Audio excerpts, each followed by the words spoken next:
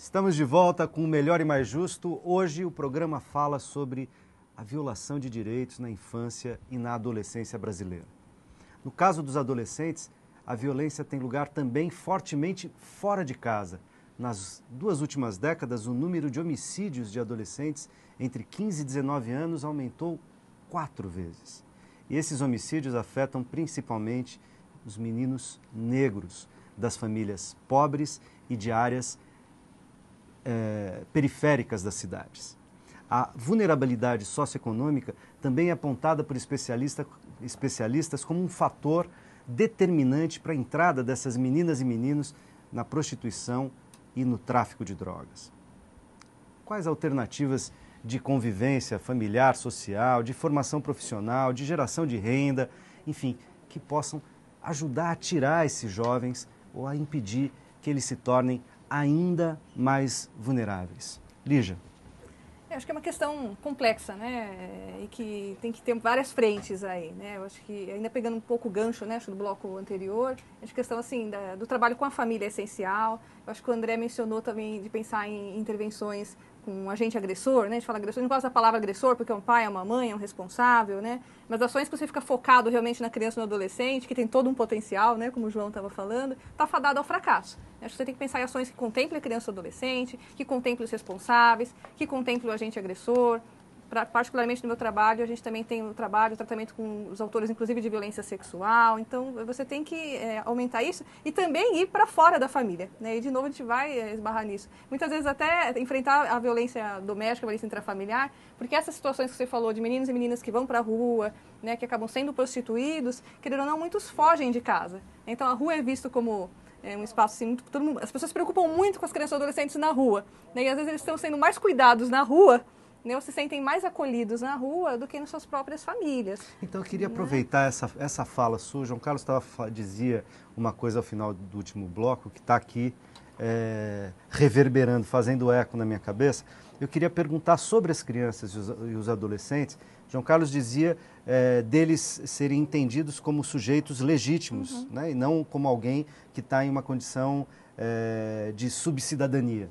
Isso do ponto de vista de como os adultos olham para eles. Estava dizendo deles tomarem atitudes, né, fazerem ações, por exemplo, de autonomia, de ir para a rua, às vezes sem condições, etc., e encontrar na rua, embora uma situação muito precária, mas às vezes menos complicada do que aquela que ele vivia dentro de casa. Eu queria perguntar o seguinte, nessa direção, quer dizer, as crianças e os adolescentes, eles não teriam que ser os atores de ponta, os mais fundamentais, não teriam que ser escutados pelas políticas públicas no sentido de que eles são, talvez, a própria base da construção de respostas para esse tipo de problema? Bom, você, quando perguntou a Lígia, né, quais caminhos, você já tinha, na verdade, respondido. Na tua pergunta, você colocou, na minha opinião, qual é o caminho. Quando você falava de convivência, quais são os lugares de convivência, os espaços de convivência? Convivência, na nossa experiência, é chave. É a chave. Essas pessoas, quando vão para a rua, por que elas vão para a rua? Primeiro, para se libertarem, né, de opressões, de violência, e para encontrarem, para produzirem encontros. As pessoas querem se encontrar.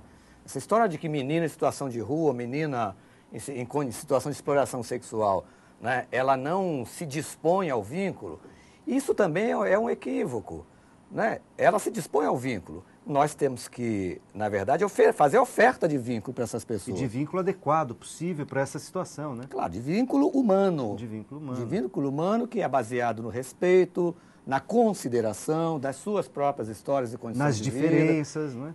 Certamente nas diferenças. Conviver é isso. Conviver é compartilhar histórias e vivências na diferença, né? E com a diferença. E assim, né, João, é muito mais saudável essa criança ou adolescente que reage e vai buscar na rua ou vai buscar fora esses vínculos, essas parcerias, do que aquele que fica sujeitado, né? Dentro de casa e sem reagir, enfim, né? Fica muito recluso. Nós desenvolvemos um trabalho com as crianças e adolescentes que fogem de casa, né? Que chegam a ficar em situação de desaparecimento, né? Para você ter uma ideia, 10 mil crianças desaparecem anualmente somente nos estados de São Paulo, né? Das 40 mil que desaparecem por ano, né? E muitas no Brasil, 40 mil do Brasil, 10 mil no estado de São Paulo. 10 mil, 25% somente no estado de São Paulo. E muitas dessas crianças desaparecem ou fogem de casa, né? Porque elas sofrem algum tipo de violência e vão buscar na rua alguma alternativa. Nesse processo de buscar na rua, de tentar sair desse ciclo de violência, esse processo de ficar na rua também a expõe a outras situações de vulnerabilidade. A exploração sexual comercial, ao trabalho infantil, né? Então, essa é um pouco da dificuldade que a gente tem para fazer algumas intervenções quando ocorre esse tipo de violência tamanho em casa, que a criança ela não conseguiu um espaço, ela não foi ouvida na escola, não teve espaço para ser acolhida, né? Não se tornou sujeito de direito na escola a ponto de ter voz, né? Que até isso é uma característica... Nem de direito, nem de fato, né? Porque de direito ela é, né? Isso, ela não é de fato, né? Ela ainda está naquela condição, talvez, antes do Estatuto da Criança e do Adolescente, que dividia o sujeito em situação irregular para o sujeito de direitos. Então, a maioria dessas crianças que fogem de casa, que desaparecem, são meninas. E são meninas, às vezes, na idade de 13 a 15 anos, onde é um processo já de violência e muitas vezes casos de violência com suspeita de violência sexual. E que vai para a rua nessa hora, né? Mas quando você tem o acesso à família, essa adolescente, você vê que começou lá atrás, né? Quando ela tinha 2, 3 anos. Então é a hora que ela reagiu, na realidade. Quando ela conseguiu ter uma autonomia relativa, né, de independência física mesmo, para tentar buscar a saída de casa. E se ela não encontrar educadores e profissionais, ou uma equipe, ou um sistema de garantia de direitos que não vai intervir nesse ponto, é muito provável que essa criança entre num rol de violação, de exploração, que vai cada vez mais dificultando suas relações sociais. Por essa razão, quando a gente discute, vamos pensar em metodologias, estratégias. Quais são as estratégias educativas, as metodologias, né, para encontrar essas pessoas? Porque a contrapartida de desaparecer para alguém, seu núcleo familiar, é aparecer para o mundo. Sim, se não tiver sido morta, aparecerá para o mundo. Claro. Claro. E esse mundo é habitado por quem? Né? Onde estamos nós, educadores? Né? Em que mundo nós, educadores, vivemos? Tem uma impressão, às vezes, que nós vivemos mundos absolutamente apartados do mundo onde essas crianças e jovens circulam. Nós estamos lá nos nossos serviços, né, esperando que as pessoas nos procurem, que sejam encaminhados. Então, vamos discutir o que é isso, o que significa para nós, né, alguém ser encaminhado. Né? Nós temos tido a disposição e a disponibilidade de ir ao encontro dessas pessoas lá nos seus territórios, porque é lá no território. Não é? Quando ela vivia uma condição de opressão, né, de subalternidade, de violência, né, isso se dava em um determinado contexto, né, territorial, inclusive. Né? Então, onde estamos nós que não conseguimos enxergar essas pessoas? João Carlos, você fala de uma coisa que me parece fundamental também. Aliás, mais uma fundamental, que e se eu estiver falando algo errado, vocês que transitam nesse universo, me corrijam. Mas veja, o que você está me dizendo me sugere aqui uma ideia de que se eu tenho, né, uma situação desse tipo, você diz assim, olha, os profissionais, que educadores que somos, que desde onde a gente pode se oferecer ao vínculo. Então, por isso que eu falava da qualidade do vínculo, porque também, muitas vezes, tem uma série de ofertas profissionais que não são capazes de afetar, que não são capazes de tocar naquilo que o adolescente, a criança precisam, ou pelo menos aquilo que naquele momento eles podem receber. Isso mesmo. Trabalhar com essa perspectiva não seria, eventualmente, ter que pensar aqui na formação das pessoas que lidam com essas situações de vulnerabilidade? Desde já e permanentemente, Tuto. Não há outra saída. Né? Formação e estrutura de trabalho também, né? Inclusive de cuidado, né? Porque às vezes a gente tem que vocês teriam que suportar, suponho eu, situações tão limiares que às vezes é duro para suportar. Às vezes a gente não dá conta de atender, não é porque a criança não responderia, é porque o profissional não daria conta, ele não consegue responder a uma situação que é limite para ele, não é isso? É isso mesmo. A gente tem experiências, Tuto, nesse sentido, de olhar... Tem uma casualidade, que não é exatamente uma casualidade, mas que é o seguinte, dia 18 de maio, no Brasil, né, é um dia alusivo a duas grandes lutas, né, que se faz nesse país. É o Dia Nacional da Luta Antimanicomial e é o Dia Nacional de Luta contra Abuso e Exploração Sexual de Crianças e Adolescentes. Bom, é um encontro de lutas que deve sugerir que há algo nessas lutas que a gente deva aproximar. devo aprender um com o outro. Eu penso muito que nós, nessa área, né, do enfrentamento a violações de direitos, temos que aprender muito com a luta antimanicomial. Temos que aprender muito com a saúde mental, com as boas estratégias de saúde mental. Por exemplo? Porque isso é lidar no limiar.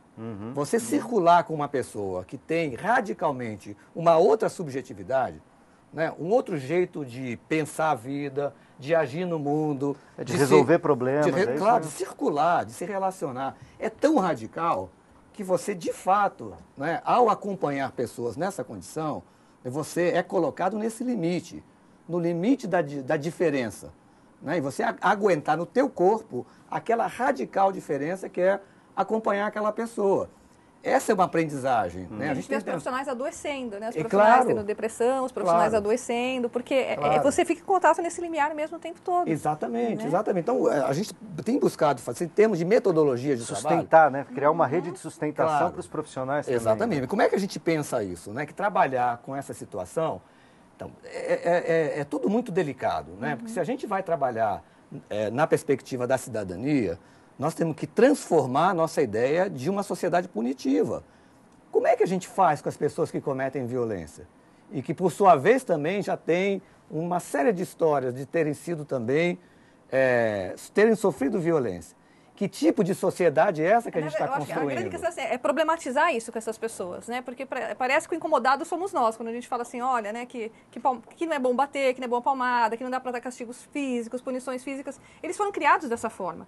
Então, né, alguém que a bisavó educou a avó assim, que educou a mãe, que educou o filho, como é que vem um louco, né, um educador, né, fala assim, vocês são loucos falar que isso não é assim. Então, acho que o primeiro trabalho é problematizar. E você problematizar isso para o outro, você tem que problematizar isso na sua vida, né? E antes de mais nada, tem que acolher o que vier do outro. Do outro. Não importa o que venha. Não importa o que venha. Pode vir a coisa mais cruel, a coisa mais perversa. Ser educador é isso, é receber no corpo a máxima diferença que vem do outro e se afetar. Você usou a palavra afetação. Né? Se não se deixar afetar, não há como poder problematizar com o outro. Né? Como é que você problematiza com alguém? A gente rechaça muito rapidamente, me parece, tudo. Aquilo que nos incomoda... Aquilo que está fora, que é estrangeiro para a gente, está fora do campo da nossa formação específica e tal, muitas vezes amedronta, né? Amedronta, e aí você se protege com o escudo rechaça, da especialidade. Eu não sei se isso acontece com vocês lá, na experiência de vocês, mas a gente adoece demais. Demais, demais. É muito adoecimento. Eu lembro de um pequeno trecho de um poema de Viviane Mosé, que começa assim, né? A maioria das doenças que as pessoas têm são poemas presos. Então, a falta, né, da arte na nossa vida, a falta da produção cultural, nos adoece.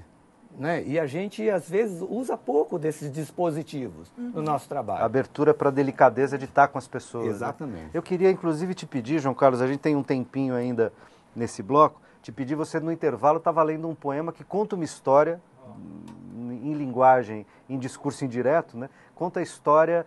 talvez seja a história de grande parte dessas crianças. Podia ler para a gente? Aliás, de quem é o autor? É de Sérgio Vaz. Sérgio Vaz é um poeta aqui de São Paulo, é um poeta da periferia, foi o criador da Cooperifa, uma cooperativa de poetas, e que trabalha com a ideia, também é bem bacana, das editoras catadoras, as cartoneiras, que produzem livros a partir com capa produzida de papelão, né, catado nas ruas. Então é do Sérgio Vaz, o poema Barbie. Patrícia nasceu num desses casebres que se equilibram em barrancos. Família pequena, só a mãe, Dona Odete, e o pai, seu Antônio. O sonho de Pati era ter uma boneca, mas não uma qualquer. Na verdade, uma Barbie. Sempre quis uma filha, para brincar de casinha, mas a boneca que na TV ela via não fazia parte de sua família. Mamãe, com varizes e estrias, andava o dia inteiro com saco de lixeiro à procura de latinha. Papai, para ajudar na comidinha, catava papel e não tinha dinheiro para comprar a bonequinha. Noel, o da barba branquinha, voava o mundo inteiro, mas não lhe fazia uma visitinha. Aos 13, romperam-lhe o ímen, não de mentirinha, mas de forma bruta, sem fazer cosquinha. Agora tem uma linda menininha com quem pode morar e brincar de casinha. Zé, a gente vai para mais um rápido intervalo e daqui a pouco a gente volta com o último bloco do Melhor e Mais Justo. Não sai daí.